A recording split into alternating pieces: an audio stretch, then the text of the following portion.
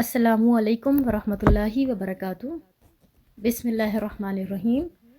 آج ہم تلاوت قرآن کے ظاہری اور باطنی آداب کے بارے میں جانیں گے۔ ظاہری آداب میں وہ آداب شامل ہیں جو ہمیں ظاہری طور پر احترام ہم قرآن کا جس کے ذریعے کر رہے ہوتے ہیں، قرآن پاک کی تلاوت کا ہم احترام کر رہے ہوتے ہیں۔ جیسے دیکھیں ہمارے جسم کا، ہمارے کپڑوں کا اور اس جگہ کا جہاں پر ہم بیٹھ کر قرآن پاک کی تلاوت کریں وہاں کا پاک ہونا ضروری ہے۔ کتاب چونکہ پاک ہے تو اس کی پاکیزگی کا احترام ہم پاکیزگی اختیار کر کے ہی کریں گے۔ پھر دیکھیے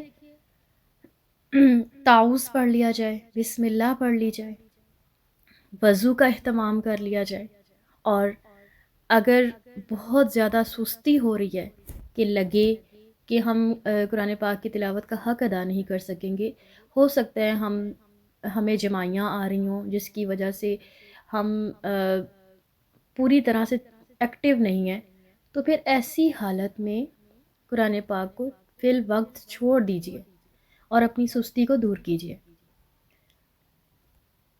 پھر دیکھیں جب قرآن پاک کی تلاوت کر رہے ہوں تو کوشش کیجئے کہ ایک جگہ بیٹھ کے سکون سے کریں اور لوگوں سے جو رابطہ ہے یا گفتگو ہے اس سے اجتناب کیجئے۔ ایک اور ادب اور احترام جو پیارے نبی صلی اللہ علیہ وآلہ وسلم جس کا بہت خیال رکھتے تھے وہ یہ کہ جب بھی آیت وعید آتی تھی، ایسی آیت جس میں اللہ تعالیٰ کے غصے کا اظہار تھا یا اللہ تعالیٰ کی طرف سے کسی سزا کو، کسی حد کو اناؤنس کیا جا رہا تھا، تو یا اللہ تعالیٰ جہنم کی وعید سنا رہے ہیں، تو وہ کیا کرتے تھے، فوراً اللہ تعالیٰ سے پناہ مانگتے تھے کہ اللہ تعالیٰ مجھے اپنی پناہ میں لے لے۔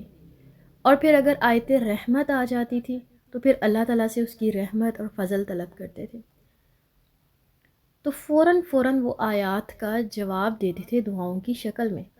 اس سے انسان اٹینٹیو بھی رہتا ہے، اس کو معنی اور مفہوم پر اس کی نظر بھی رہتی ہے، اور پھر خشوع و خضوع بھی قائم رہتا ہے۔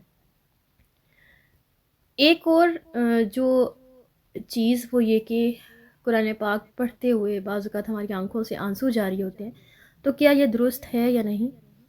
اس میں دیکھیں امام نبوی رحمۃ اللہ فرماتے ہیں کہ قرآن پڑھتے ہوئے رونا ان لوگوں کی صفت ہے جو اللہ تعالیٰ کو جانتے ہیں، یعنی وہ اللہ تعالیٰ کی نام کو، اللہ تعالیٰ کی صفات کو جانتے ہیں، اللہ تعالیٰ کی ذات کو پہچانتے ہیں، اور یہی صالح لوگوں کا شعار ہے۔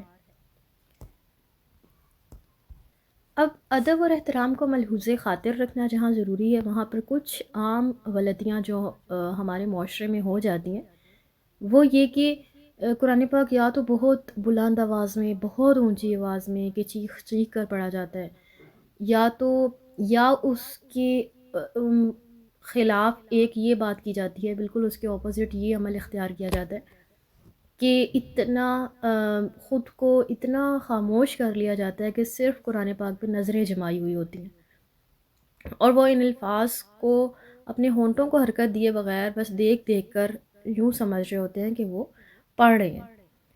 تو اس میں ادب اور احترام کا خیال اس چیز کا رکھیں کہ قرآن پاک کی تلاوت یا تو بلند آواز سے ایسے کریں کہ جو ہم تجوید کے احکام سیکھیں گے وہ صاف اور ظاہر ہوں۔ عربک لیٹرز جو ہیں وہ اپنے مخارج اور صفات کے ساتھ ادا کریں، اتنی آواز ہو کہ ہر حرف واضح ہو جائے، کہ جس کے ہاتھ میں قرآن پاک نہیں بھی ہے وہ بھی جب آپ کو قرآن پاک کی تلاوت کرتے ہوئے سن رہا ہو تو وہ فیل کر سکے کہ آپ سا پڑھ رہے ہیں یا سین پڑھ رہے ہیں۔ اور پھر اگر آہستہ پڑھنا ہے تو کم از کم اتنا بس آہستہ کریں کہ پڑھنے والے کو اپنی آواز سنائی دے رہی ہو۔ تو یہ ان دونوں چیزوں کا خیال رکھنا ہے، اور اس طرح سے ہم نے ان ظاہری آداب کو اپنے عمل میں لے کر آنا ہے۔ اب آ جاتے ہیں تلاوت قرآن پاک کے باطنی آداب کی طرف۔ اس میں دیکھیں تلاوت یتلو سے نکلا ہے، اور تلاوت بیسیکلی صرف الفاظ کی ادائیگی نہیں ہے، الفاظ کا فہم بھی ہے۔ تو تلاوت قرآن کی باطنی آداب میں سب سے پہلے یہ کہ آپ کو قرآن پاک کا میننگ بھی سمجھ آ رہا ہو، قرآن پاک کا مطلب سمجھ آ رہا ہو، اور یہ کہ محسوس کر رہے ہوں کہ اللہ تعالیٰ یہاں پر کیا کہہ رہے ہیں. کیونکہ ہم سب جانتے ہیں کہ در حقیقت اللہ تعالیٰ اس کتاب کے ذریعے ہم ہی سے خطاب کر رہے ہیں.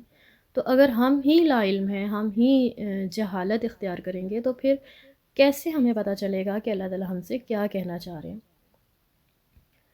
پھر دیکھیں قرآن پاک کی تلاوت کرتے ہوئے اپنے ذہن کو بالکل خالی کر لیں، دل اور دماغ سے غیر ضروری خیالات پوری طرح نکال دیں اور قرآن پاک کے ساتھ وابستگی اختیار کریں، جڑ جائیں.